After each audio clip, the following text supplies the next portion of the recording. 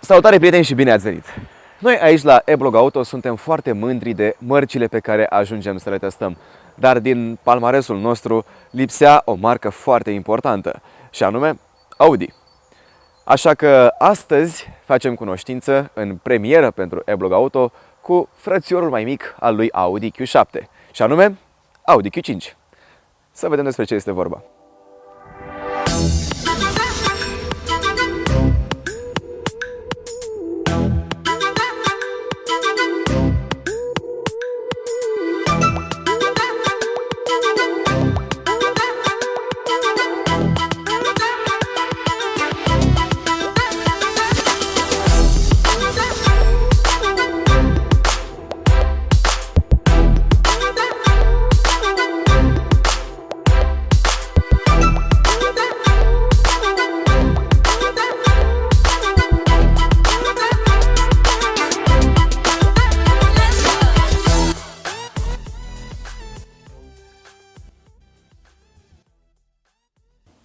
Audi Q5 vine echipat cu faruri cu tehnologie LED, ceea ce nu mai e așa o mare noutate în zilele noastre. Acum parcă toate mașinile vin echipate cu această tehnologie, dar trebuie să nu uităm că Audi au fost cei care au inventat această tehnologie undeva prin 2008, dacă mă aduc bine aminte. Acum că tot suntem la exterior, să vorbim puțin despre pachetul S-Line de care dispune mașina noastră. Acest pachet își face simțită prezența, la exterior cel puțin, prin bară față, bară spate și praguri. Iar la interior o să vedem câteva inscripții S-Line pe aici, pe acolo. Portbagajul lui Audi Q5 se poate deschide foarte ușor din cheie și după ce se ridică haionul vom vedea un portbagaj destul de mare care are o platformă de încărcare plată. După cum puteți vedea, aici nu este nici o buză înaltă, deci putem să ridicăm obiecte mai grele foarte ușor aici, fără să depunem un efort prea mare. De asemenea, de aici din portbagaj, foarte ușor se pot rabata și scaunele. Avem aici două clăpițe, una, două, și astfel obținem imediat o platformă de încărcare plată. În Audi Q5 am destul loc la cap și la picioare, este chiar super confortabil să stai aici, chiar dacă scaunele nu sunt cele mai moi, dar e foarte confortabil. Pentru mai multe reglaje, scaunele se pot mișca în față și în spate exact cum fac scaunele din față, adică așa. La mijloc există și o cotieră, unde cei din spate își pot pune băuturi, dar lăsând la o parte tot acest spațiu, există o problemă destul de mare cu locurile din spate. Aici la mijloc, tunelul de transmisie este foarte, foarte înalt. Deci persoana care va sta aici, pe locul din mijloc, va trebui să stea pic cam crăcănată. Interiorul lui Audi Q5 este exact cum te-ai aștepta. Sobru, negru și plin de materiale plăcute la atingere. Pe bord, în spatele bordului, pe consola centrală, pe volan, oriunde pui mâna, pe uși, sunt materiale plăcute la atingere. Chiar și aici, unde este un pic de plastic, până și acesta e plăcut la atingere. N-ai ce să le spui celor de la Audi, interioarele sunt plăcute la atingere. Acum, sunt și câteva chițibușuri pe care vreau să vi le zic. Spre exemplu, cotiera aceasta, care este foarte bună la drumuri lungi, alunecă în față. Aici sunt două suporturi pentru pahare. Dacă, spre exemplu, în timp ce conduci, dai din greșeală de cotieră în față și aici ai un pahar, o să cam vergi conținutul pe consola centrală. Așa că trebuie avut puțină grijă acolo. Poziția la condus este foarte ușor de găsit o poziție bună la condus, pentru că volanul se reglează pe înălțime și adâncime, iar scaunele, ca la orice mașină din această clasă, se reglează și ele. Pentru suportul spătarului avem o rotiță, sus-jos și față-spate. Așa că e ușor să te înveți cu noul tău Audi Q5, pentru că atunci când îți găsești o poziție bună la condus, simți de parcă ai condus mașina asta de 5-6 ani, dar tu abia o conduci de 5-6 ore.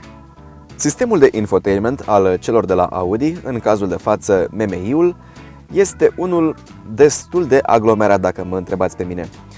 Încearcă să folosească același sistem pe care îl folosește și BMW iDrive-ul, adică cel cu o rotiță prin care te plimbi în toate selecțiile. În cazul nostru, selecțiile sunt Car, aici putem selecta modul de conducere al mașinii. Vedeți aici Efficiency, Confort, Auto, Dinamic și Individual. În cazul nostru nu sunt active pentru că mașina este oprită. Aici, la telefon, putem conecta un telefon mobil prin Bluetooth ca să putem suna prin handsfree-ul mașinii. Info. De obicei aici sunt informații despre trafic, dar în România nu merge această rețea pentru că în România. Navigație. Tabul media. Aici putem folosi fie cele două carduri SD care sunt aici, fie un CD care intră aici, fie o intrare auxiliar pe care o avem aici în cotieră. În schimb, de ținut minte, Audi nu oferă USB. Nu știm de ce, dar nu oferă USB. Radio, unde aici avem toate posturile. Și aici putem regla sistemul audio al mașinii. După cum puteți vedea, avem reglaje pentru subwoofer, pentru bass, treble și balansul audio.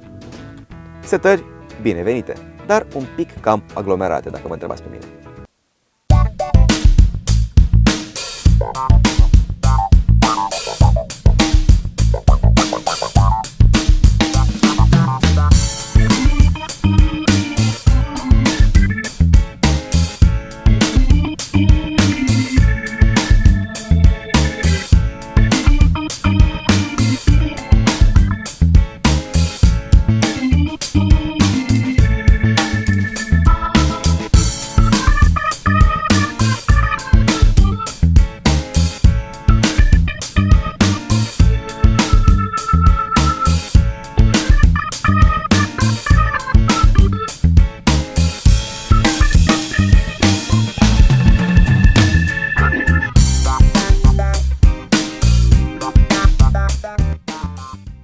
În cazul de față, Q5-ul nostru are un motor diesel de 2 litri, turbo diesel de fapt, și dezvoltă 190 de cai putere.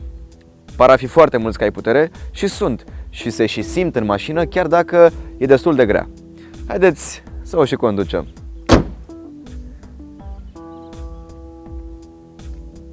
Acum că suntem la volanul lui Q5, să vorbim puțin despre cum te simți conducând această mașină. Ei bine, foarte simplu, simți de parcă nimic nu te poate afecta. Mașina asta parcă te închide hermetic față de orice este în exterior. Parcă ai conduce un tank și ar putea să explodeze o bombă lângă tine, că tu nu ai simți absolut nimic. Asta este puterea calității unui interior nemțesc și ce e a lor, e a lor. Așa este. Acum să vorbim de motor. Motorul nostru, după cum am mai spus, este un 2 litri diesel de 190 de cai putere, cuplat unei cutii automate cu 7 rapoarte. În oraș, cutia e destul de ascultătoare, nu există accelerări sau schimbări bruște, mașina se comportă exact cum trebuie, chiar dacă e destul de mare.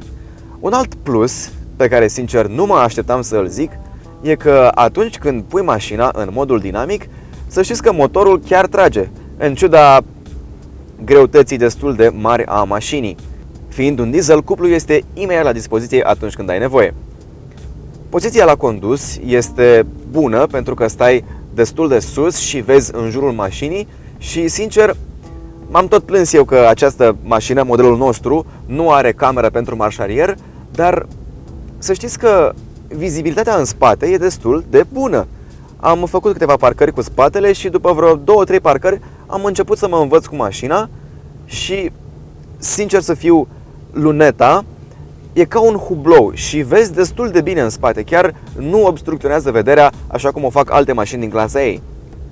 Acum că am ajuns și la sfârșitul review-ului, să vorbim și despre preț. Q5-ul din spatele meu, adică Q5 2.0 Turbo Diesel S-Line, cu toate jucăriile pe care le avem noi, ajunge la 60.000 de euro. Nu sunt foarte puțini bani, dar așa este când îți cumperi o mașină nemțească. Pentru că nu cumperi doar mașina, cumperi sigla, cumperi statutul social care vine odată cu sigla, cumperi încrederea pe care ți-o oferă acea siglă. Știm cu toții zicala aia: cumpăreți o mașină nemțească și nu o să ai bătăi de cap. Totuși, pentru 60.000 de euro și nici măcar nu avem o cameră pentru marșarier, poate că e un pic cam piperat, dar ce să-i faci? Astea sunt prețurile lor. Dacă v-a plăcut review-ul nostru, dați-ne un thumbs up. Dacă nu, e un buton și pentru asta. Dacă aveți păreri, vă rog, comentați în subsolul acestui video. Și dacă vreți să mai vedeți și alte astfel de review-uri, atunci vă rog, abonați-vă. Ne vedem pe Blog Auto.